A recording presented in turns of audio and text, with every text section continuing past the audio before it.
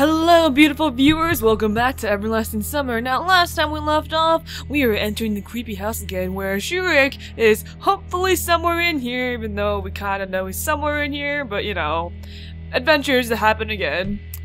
Alrighty. Creepy? Savia was not only holding my hand now, but embracing it, firmly pressing herself against me. Whoa! Let's hold each other tight now, shall we? However, I didn't sense fear in her voice. I wonder whether it was a good idea to come here in the middle of the night. Probably not. That's probably a terrible idea. But you know, sooner things come sooner. Perhaps not. Shall we head back then? No, come on. Just because this is a bad idea does not mean you can still continue on with it. Come on, let's roll this bandwagon.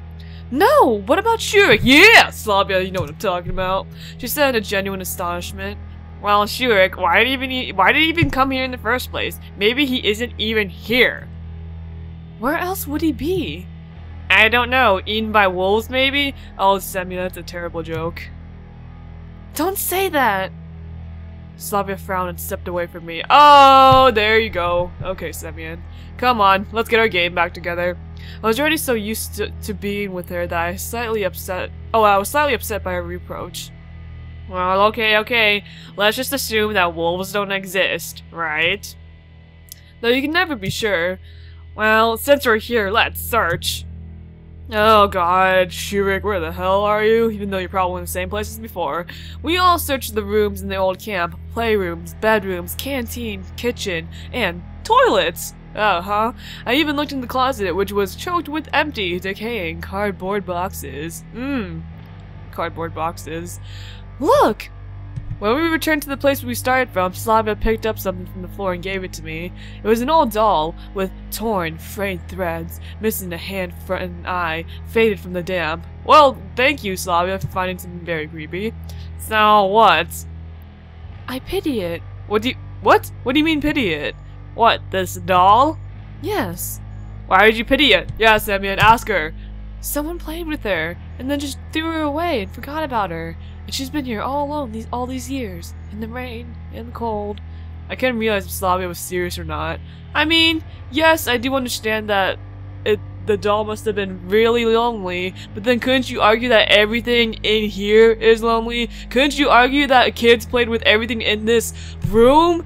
And everything's lonely? Why as well pity the whole damn house? Or school, whatever. I don't think this is the time to think about such things. Yeah, I agree. On the other hand, what would be the proper time for that? Well, I mean, probably if we ever came here in the morning, that would probably be a better time. Slavia looked really upset. Yes, maybe. Even though I'd still find it a little bit strange. I took the doll and examined it. I remember how I once found a stuffed lion, the same way that Slavia just found this doll. I took him home, washed him, and was as careful with him as the other toys, even though he was long past his retirement age. You should give it to Uliana. That's kinda creepy. That's like saying, here, you want this cursed doll? I found it in the schoolhouse. Might seem pretty cool. Hopefully it doesn't kill you later. And then the tropes start racking in. Slavia laughed. Suddenly, the wind howled down the passage, singing some kind of eerie tune. Oh, whoa. A light flashed and I instinctively jumped, caught my leg on something and tumbled into the floor. Are you alright? Slavia ran out to me and helped me get up. Yeah, more or less. I mean, kind of a tumble. I tripped over on a trapdoor! Oh, man. I forgot we went through a trapdoor. Oh gosh, Scooby-Doo hijinks right now. It's strange that we hadn't noticed it already. The dirt around the door was cleared. It seemed like it was open not too long ago. We're not going down there, are we? Semyon, you know what they say about trapdoors. You go down them and find out the mystery. I asked, trying to preempt Slavia's suggestion. She only gave me a sad glance. Come on, are we playing at diggers now? Are we playing diggers? Huh. I moaned while lifting the hatch cover with quite an effort. My common sense was crying out, telling me I shouldn't do this, but contrarily, my logic suggested that if this world wanted to kill me, I'd be already dead. Oh well, at least let's just find more ways to die then. Only it's because of Slavia, otherwise there's no way I'd go down there. Ha ha ha, says otherwise. 2 meters of a rusty metal ladder led down to a dirty concrete floor. Ooh, passageway. I leaned over at the edge and illuminated the narrow passage, going somewhere into the darkness. And what is there? I think I heard a bomb shelter. I think I heard about a bomb shelter under this old camp. What? No. A bomb shelter? Well, that's pretty logical considering the time it was built. Why would Shurik need to go there? I don't know. He needed some space. I don't know. Of course, it wasn't necessarily him who opened the latch, or hatch, and it's obviously that someone had opened it already just recently, but who would be more likely to go get the idea of going down there than a mad inventor? You know, maybe he was scrapping for more parts. Oh wait, no, he definitely was. If we discard theories of supernatural involvement, there can be no other humans in this forest. At least that's what I thought. Alright, I'll go first, and then if everything is fine, you follow me. What might not be fine? Slavia looked scared, but seemed to ask more out of politeness. Oh, there we go, creating some inanimate fear that's not really there. Well, I don't know. Rats, for example. Are you afraid of— Yes, Semyon, because, you know, rats are the #1 thing you should be afraid of when you go into empty, abandoned houses. Not the scary atmosphere, the rats. Guess I shouldn't have asked. I sighed deeply and began to descend. Oh, gosh. Yeah, there you go, that screenshot.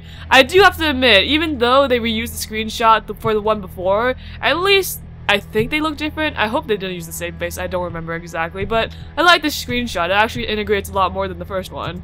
We advanced, holding hands. In the pitch darkness, the flashlight was not helping much. Only occasionally it would illuminate pieces of old newspaper and scrap metal lying there. Suddenly, beginning to feel as the walls and ceilings, covered in endless twisting cords, were pressing on me, as if the passage was getting narrower. I spread my arms, trying to measure the passage width. Are we still far off? Asked Slavia sadly. Far from where? I've got no clue. Oh, alright. Well, there you go, giving hope to your one female companion. Then a massive metal door appeared before me as out of nowhere. Wow, where does this lead to? A bomb shelter? Oh no, perhaps. Oh, cried Slavia softly.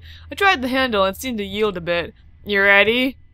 Yep, we're as ready as we'll ever be. Not sure. Nope, let's go! Gung-ho! Kick the door down, Kung Fu Fury style! The wheel turned a few times, squeaking horribly, then finally reached its limit and went quiet. I pulled on the door with all my weight, and it reluctantly opened. There was some sort of chamber behind it. Oh god, light. Which turned out to be a bomb shelter itself. Wow, look, a bomb shelter. When we entered, the lights suddenly went on, making me flinch. Though it was likely that it was an independent power source here. At the time which these catacombs had been dug, people had been building things to last. The bomb shelter looked exactly what I imagined. It had everything it needed to sustain prolonged human existence during the war, blah blah blah. Yes, it's a bomb shelter. Ugh. Well, Shurik is definitely not here. What? No. But was he? No idea, but if he was here, he could just vanish. You don't know that. I looked around the room again, noticed another door in the wall on my left. Oh my god! Another door? What? Maybe there? However, the door wouldn't open. What if he barred it from the other side? But why? Shurik's not crazy! I don't know. Still, it was quite possible, assuming he was there at all. By the look of things, Shurik was hiding, maybe running from someone. Such thoughts made me uneasy, and I felt like putting myself on the other side of the door as fast as I could. I pushed hard, but only a door gave a dull creak. Here? Maybe this could work? Slavia handed me a crowbar. Hey! Trusty crowbar at your service. I fumbled with it, considering how I could better tackle the door. Yeah, no, Slavia, I'm sorry, I gotta be manly, cause, you know, if I can run through a door, I'm sure, or if people can run through doors, I'm sure I can run through a door. Let's give it a try. And, yep, there you go. Using all my strength, I managed to pull the door off its hinges, and it crashed onto the floor. While I was recovering from my efforts, Slavia pointed at the flashlight down the newly opened passage. There's a corridor here, just as the same as the previous ones. Jeez, this place is a real maze. Oh my god. Shall we go? Hold on. I sat down on a bunk, took a dusty pillowcase off a pillow, and wiped my forehead. What? Okay. So, you know, we couldn't wipe our foreheads with our hands. We just gotta use the pillowcase. I guess that's better. Let me catch my breath. Slavia sat down next to me and began to study the details of the floor tile patterns. Better turn off the flashlight for now. Oh yeah, because we're gonna definitely need that for later.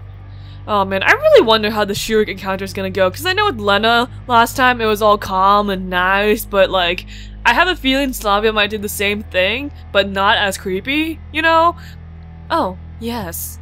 She blushed slightly and clicked the switch off. It's just plain creepy. Yes, because flashlights are, you know, not helpful. I caught myself thinking that I had not been treating these events as real for the last half hour. As if they had not been happening to me. As if it was just a dream.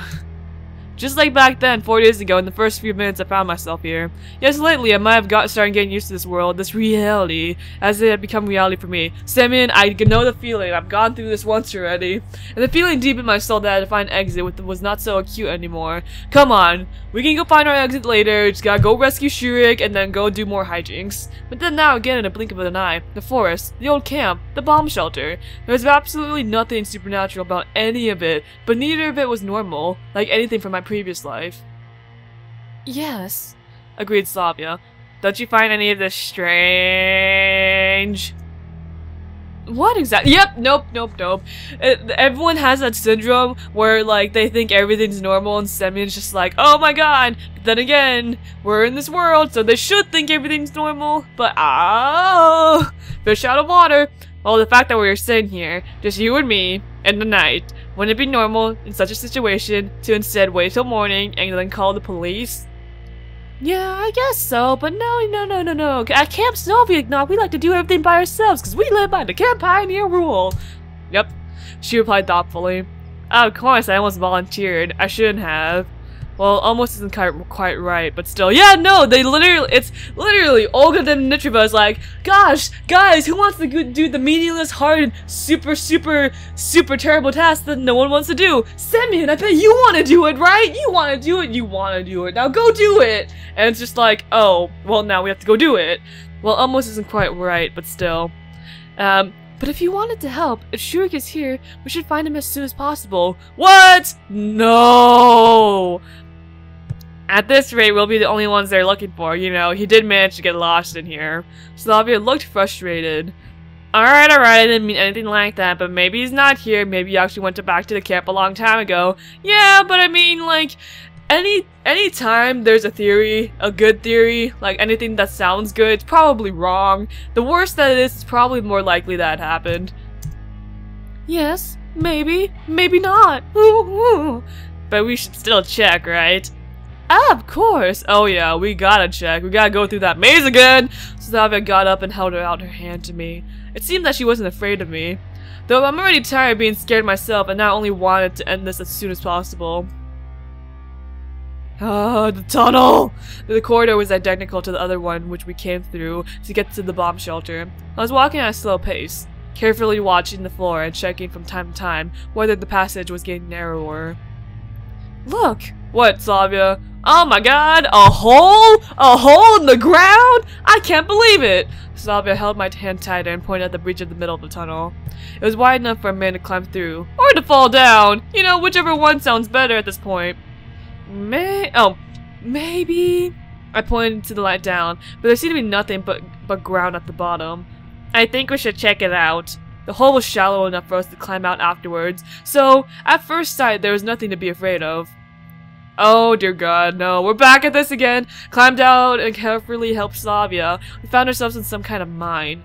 The walls and the ceiling were reinforced by wooden beams, and rails stretched out to the distance. Here and there, the earth pressing down against the fragile design broke through the boards, which was rotting with age, and made the whole structure look a bit unreliable. I think this whole building's a bit unreliable, Semyon. Where do you think we are? A mine? Don't know. Some kind of mine? What could they have mined down here? Coal? Yeah, coal! Coal, perhaps. Perhaps. We started to advance slowly. Stones were treacherously shipped under our feet now and then. The beam coming down from the flashlight trembled and jumped from one wall to the other, often casting shapeless shadows which disappeared as soon as the light as we pointed at them. It's rather scary here than above. I mean, you know, at least above there's open space. Down here, we're all enclosed space. Guess so. The further we went, the stronger my confidence became that Shurik had absolutely nothing to do with this place. You know, you don't know that. So, I mean, like I said, worst situation calls for it, the better the chance that actually happened. He couldn't have been taken here by a chupacabra, could he? No, a chupacabra? Probably not. Alright, we can't rule out that possibility either. Damn it, Semyon, now you're just thinking of every single possibility. What if aliens came down here and took him? Oh, probably not, but what if the Nazis came back and took him? I don't know. At least we came back to the fork in the tunnel. Where do we go now? I don't know. I tried to inject some, at least semblance of calm in my voice, but I had really no clue. None of all where to go, not where Shurik was, not even why we're here. What if we get lost? Shh, shh, shh, shh, shh, Slavia. You're being paranoid, you can't do this to me, girl! Whenever I say that we're not lost, you gotta tell me that we're not lost. Yeah, right, let's leave a mark that we've already been here. I pick up a rather large stone and carefully carve the cross on one of the logs supporting the ceiling. Now we'll know we're past the spot or not. Good. Slavia smiled. So, which way? Hey! Time for maze time! Alrighty, guys. I would skip over this, but, you know, I find this part far more entertaining than I should, so remember what everything said? Go to the left. Left. Left. Blah, left, blah, left. Oh my god, left, left again. Oh my gosh. What? A door? Well, at least that's something. To tell you the truth, blah, blah, blah. Who's behind it? We're about to find out, blah, blah, blah. Oh, what the heck? So whoa. I thought we were, wait. Now we just missed entirely the point where the rocks were. So, I guess going left skipped something? Or maybe I'm just messing around right now. I don't know what's going on. Past the door there was a small chamber which looked like either a utility room or utility room of a boiler house, or like one of the bomb shelter's rooms. The floor was littered with empty bottles, and the walls were painted with mess or graffiti, which meant that the other people had more than once visited this place before. I mean, practically it looks like the same thing when we came here before. Although from the looks of things they had done so rather long ago. I was running the flashlight's beams around the room, trying to check every part of it, when suddenly, a wild cockroach appeared! Oh! Or when suddenly, a wild Pikachu appeared from the grass! Oh! And then when suddenly... What? Shurik, is that you? Oh my god, man, what happened? Did the aliens probe you? Did the Nazis get you? Did you end up coming down here for more solitude? I found Shurik curled up in the corner. Shurik! Cried Slavia. However, it looked like he was not paying attention to us. Here you are! We were looking for you all night! Why in the world would you come down here? If you wanted space, you can just go to the bathhouse! Shurik looked up at me with hazy, unseeing eyes. Oh, and just, who are you? I'm gonna imagine that Shurik's voice sounds really like trembled and fragile right now, so excuse me for my poor imitation. What do you mean, who are you? Get up and let's go! I'm not going anywhere with you. Oh man, you know it would be funny if we brought Shurik down here, even though that's not really what happened. Shurik turned away and stared into the darkness again. You want to trick me again? You'll make me go into circles through the tunnels, won't you? Yes, I know you for what you really are! What do you mean? You don't know me at all, Shurik. This is nothing like that. Shurik's voice turned into an infernal whisper. Cut this nonsense out already. I wanted to approach him and pull him upright, but Slavia stopped me. He's not quite himself. Well, I'm not quite myself either. You wandered here all night. Are you sure you wouldn't be quite yourself? She shook her head reproachfully and slowly went to Shurik while carefully staying in the light. Shurik? It's alright. It's me, Slavia. For real? Oh god. Oh my god. I thought it was the last time that I saw that line. Shurik looked at her immediately and started sobbing quietly. Of course. Who else could it be? And that's Semyon with me. We came to find you. Everything's fine now. Are you... Oh, he's crying! Oh, Shurik! Are you really... Oh, are you really not them? Certainly not, we're us! He tried to get up, but he was apparently disorientated and would have fallen if not for Slavia, who caught him by the arm. Easy there, careful! When they came up to me, I said, Alright, time to get out of here. We can't go back. What do you mean, Shurik? It's not like a horror movie right now. Back where? Back into the mine? Yes. Shurik was speaking calmly, but at the same time his voice was trembling slightly. Why is that? It's where they are! Who are they? They, Shurik, please tell me. Who are they? The voices. What? The voices. Oh, the voices! Oh, the voices! The voices! Oh my gosh, it's like the voice in the forest. It's like when it was last time. Oh my gosh! What? Voices? I was starting to lose my patience. The place and the situation certainly weren't normal, but if there had been any paranormal here and there, by the laws of horror cinema, it should have long since showed its face right now. Ha ha. Semyon, you're funny. You're funny. Calm down, Shurik. Just tell us everything in detail. He took a few deep breaths and started. I need some spare parts for the robot, and I heard there was a bomb shelter in the old camp, and there's usually a lot of different equipment in the bomb shelters. It's old, of course, but worth assembling. You can always find coils, resistors. So I went early in the morning. I thought I could finish quickly and get back by breakfast. I got everything that I needed. Okay, well that's great. He took some light bulbs and wired out of his pocket to show them to us.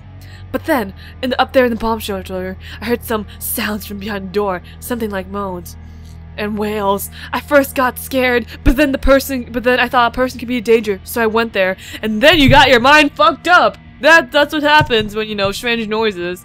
And here was this mine, this damn maze. I got completely lost, and the voices were telling me something, sometimes shouting, sometimes whispering. I can't even make out the words! He was ready to burst into tears, but Semyon patted him gently on the head, and Shurik continued. Anyway, I found this room. At least you can't hear them here. So you decided to wait for a rescue, like a B-film? Asked sarcastic Semyon. Yes, Slavia. Slavia was just like, Semyon, this is not the damn time! Well, in any case, we should get out if there are no objections. Sure, come. I know a shortcut. A shortcut? Yeah, you know, I walked all over this place. Alright, Shurik, show me your shortcut. Shurik did not lie. Hey, look at the shortcut cobwebs and how pretty the cobwebs look. Indeed, after wandering for about 2 minutes in the mines, we found ourselves under a grate, though we could see the sky. Why didn't you just get out yourself? Try it, you'll see. I pulled myself up and pulled the gate a few times. It's true you can't break it just like that. Gotta use something heavy. I looked down at Slavia and Shurik. Where's that old trusty crowbar? Try a flashlight, maybe? The flashlight. Oh, no, flashlight. I fumbled with it. It was not one of those cheap Chinese fakes from the 90s, which I used to have a lot in our summer cottage. No, it was a real Soviet durable metal flashlight. Ooh, wow. All the flashlights that I have are all plastic. I would love to have a metal Soviet flashlight. Not a hammer, of course, but if I tried hard enough, you know, this flashlight could be my Thor's hammer. I swung it down and smashed it in the grate, aiming for the spots where it was attached to the wall. As soon as I got lucky, I heard cracking sounds and a few bolts came down.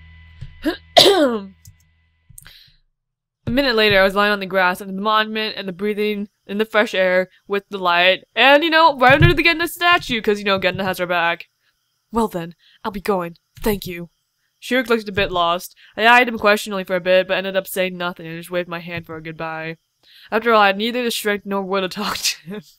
Yeah, Shurik, I am done with your case right now. You go do what you need to do. And what would I say to him? Shurik, why are you so crazy? Scolding him is no use now. It's probably the same goes for trying to learn anything. What a night. Oh yeah, Slavia. Oh yeah. Slavia was sitting next to me and looked dreamily at the moon. Right, so if someone told me just a week ago I would go to the pioneer camp and would have to crawl through bomb shelters, I would be like, yeah, you're probably right. But it was fun. Nope, it wasn't. Slavia, don't lie to yourself. Anyway, nope, Semyon, don't lie to yourself. There was indeed something amusing about all of this, but there was also something strange. During the last few hours, absolutely anything could have happened to me, but in the end, nothing at all happened. Oh, and there's paranoia. In a couple of years, I wouldn't remember this as a funny incident from childhood, if I lived that long. What do you think? Do you really hear something here? I don't know. It's possible, of course, but more likely it's just his imagination. In such a situation, anyone could start imagining things. That was not only the most logical explanation, but also the most probable one, because nothing had happened to me in Slavia. Yeah, I mean, not yet! Well, I think for one thing, he should go see a psychiatrist. Do we even have psychiatrists here? Yes, he should! I don't understand why you said that with a happy face, because, you know, that's kind of not funny, but laugh, Slavia. Alrighty then, time to go to bed. I feel like I need to say something to Slavia. Oh my gosh, what? What? The music kicked in! Are we gonna get a love confession here, folks? I was not sure what I wanted to, but I could feel that I need. Thank you. For what? She gave me a surprised look. I wouldn't have managed without you. Oh, yes. Thank you for being by my side, Slavia. It was nothing. Slavia blushed. I was indeed in her debt. Again. Yep, again. I wonder how I could repay her, at least partially for all the things that she has done for me. I don't know. I stare at the night sky, slowly falling asleep. No, Semyon! Slap yourself up! We gotta go! We can't sleep here! All of today's adventures left me so tired that I had no more strength left.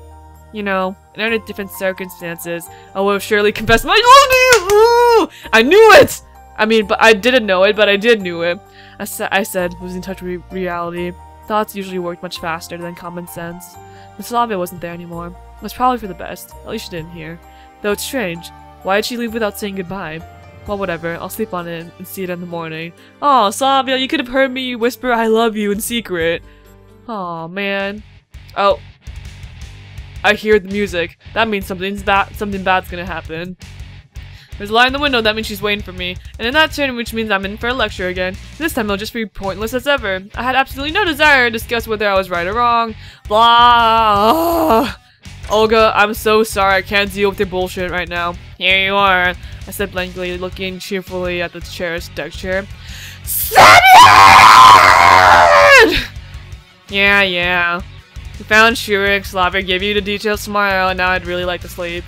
She looked at me confusingly for a moment, then replied, Oh well, fine.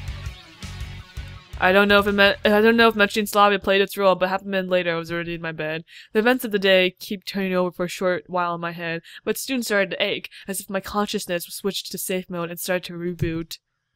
Oh my gosh, everyone's computer! Semyon's computer! Ugh, another long-ass day!